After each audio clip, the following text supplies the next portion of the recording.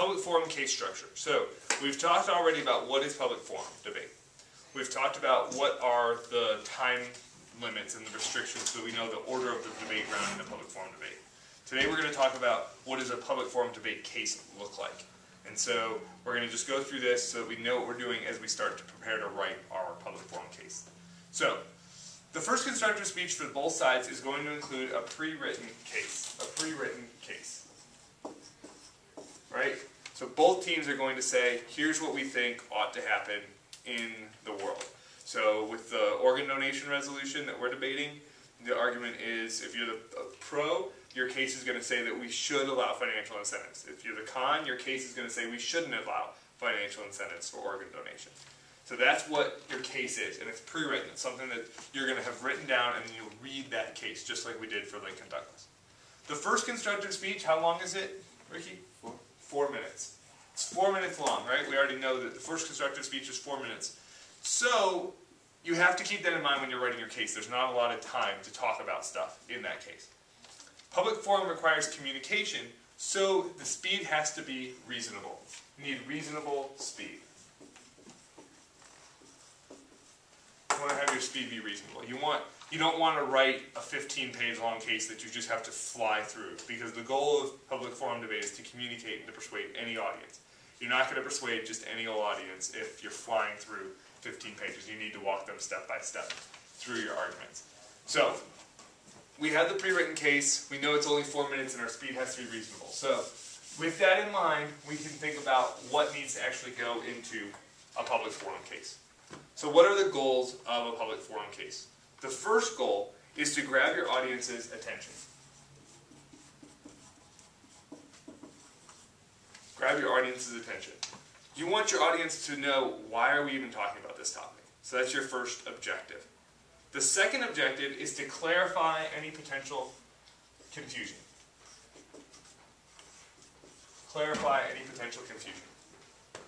The third thing you want to do is identify strong reasons. Identify strong reasons your position should be accepted.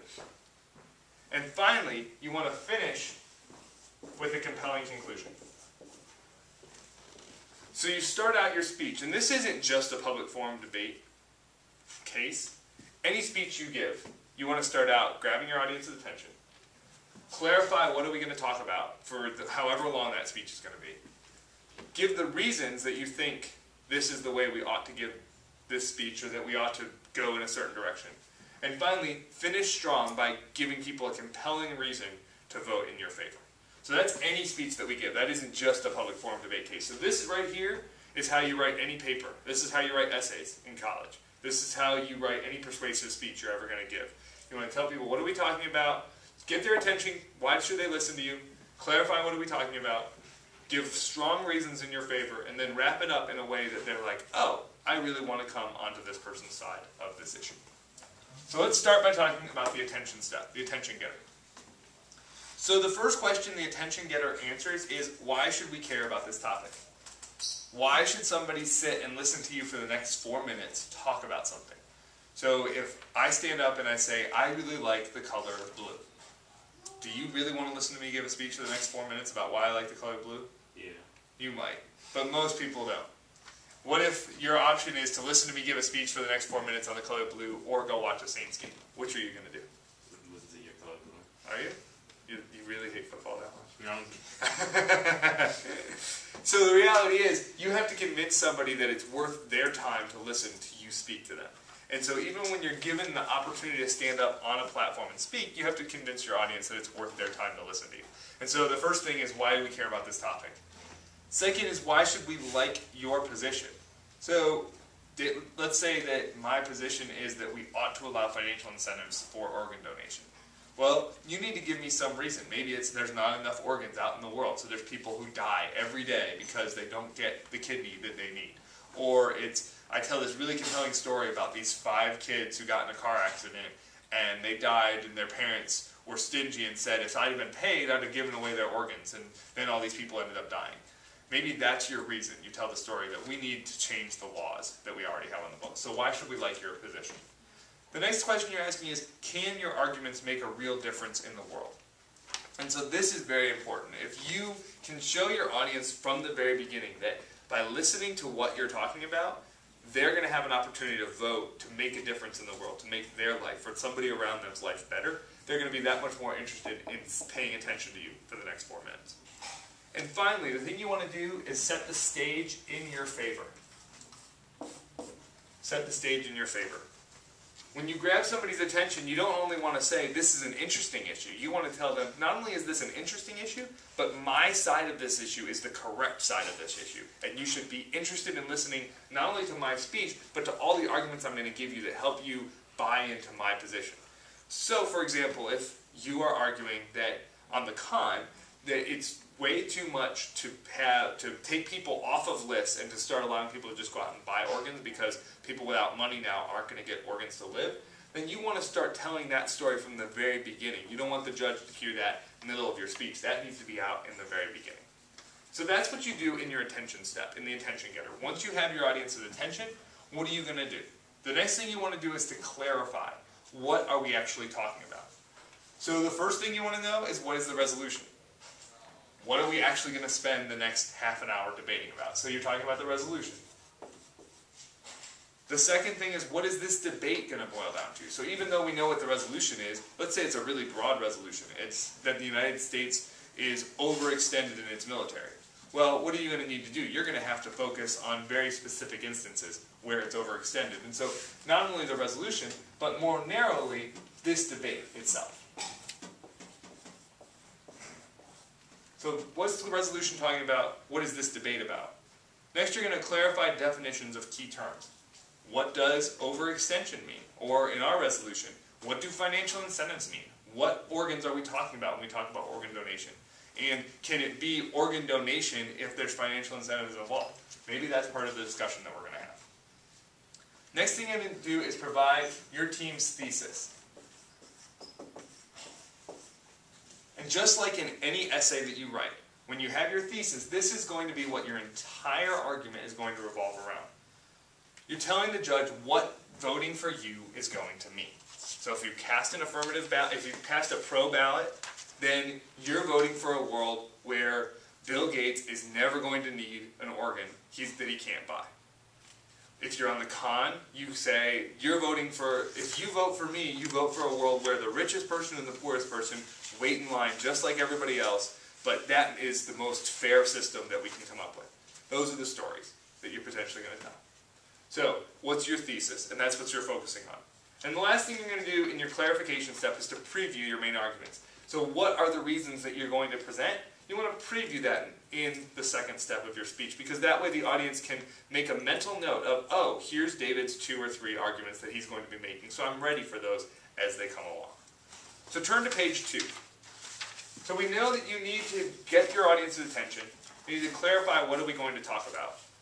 And the last thing you're doing in clarifying is saying a preview of here's what we're actually going to start getting into. And that's your specific reasons, or your contentions is the specific word we use in debate. But contentions are really just reasons that my side of this argument is correct. Generally, you're going to have 2 to 3 contentions in a public forum debate case. Each should independently support your overall position. What does this mean?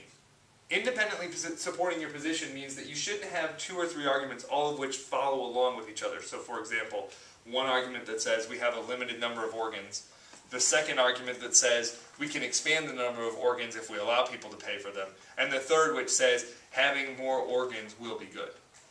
Well, that's true, but all your opponent now needs to do is knock out the first part, that we don't have enough organs, and they've just won the debate round.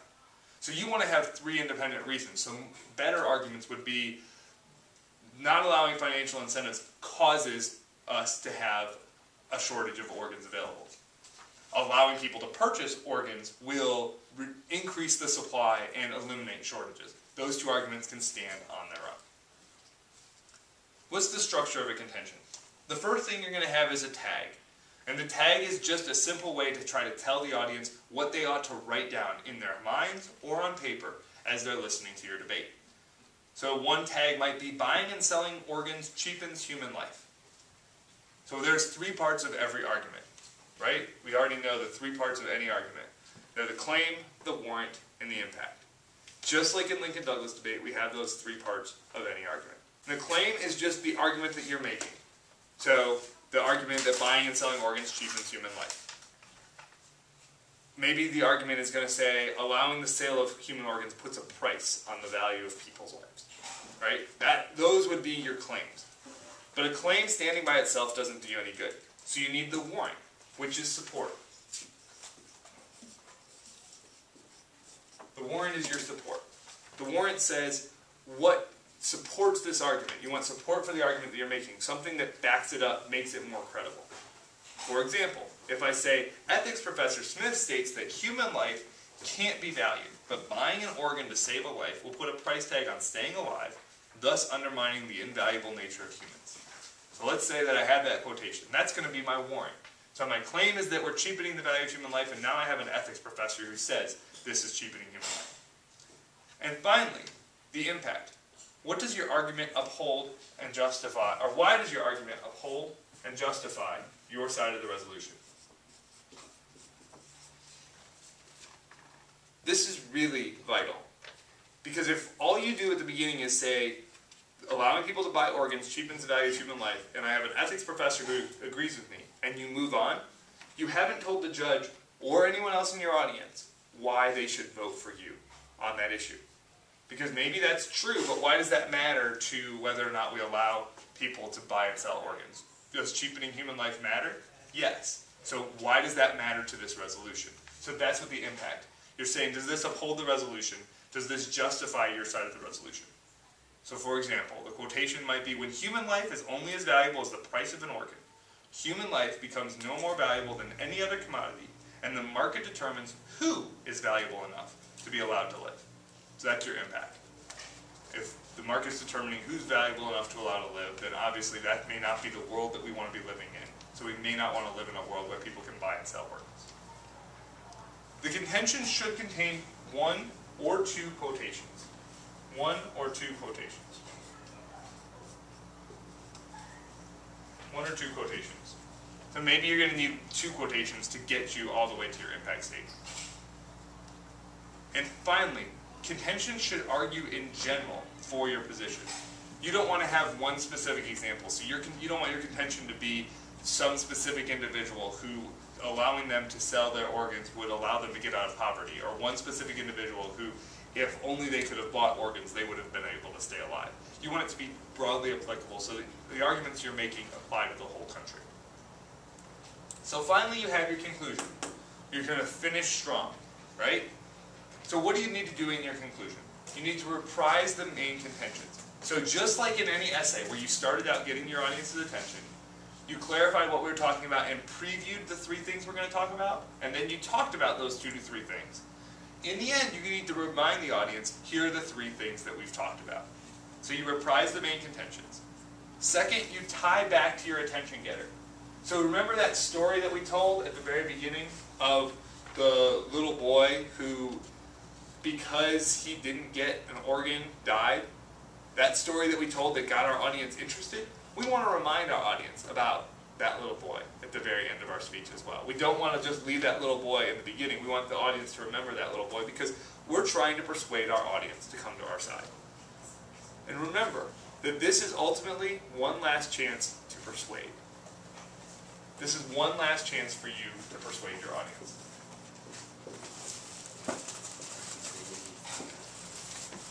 So you not only need, in the finish, in the conclusion, you don't only say, here's what we talked about. And judge, remember the little boy we talked about at the very beginning. But you think every time as you're writing this conclusion, how does what I'm writing as a conclusion help my audience to come over to my side of this argument? So very carefully when we're going through all these pieces, that's what your goal is. It's one last chance. So even though it's the last 15 seconds of your speech, this is one last chance to persuade your audience that your position is the right position, that they ought to vote for you. So if we remember that the goal is to get your audience's attention, clarify what we're talking about, give reasons they should vote for you, and then come through with a strong finish that ultimately persuades them to come to our position, then we've written a really good case. And this doesn't just apply, like we've said before, to how you write debate cases. This is how you write any speech or any essay. If you follow these steps, you're going to write really strong essays. It's going to help your grades in school. going to help your admissions essays for college. This is how people expect you to write.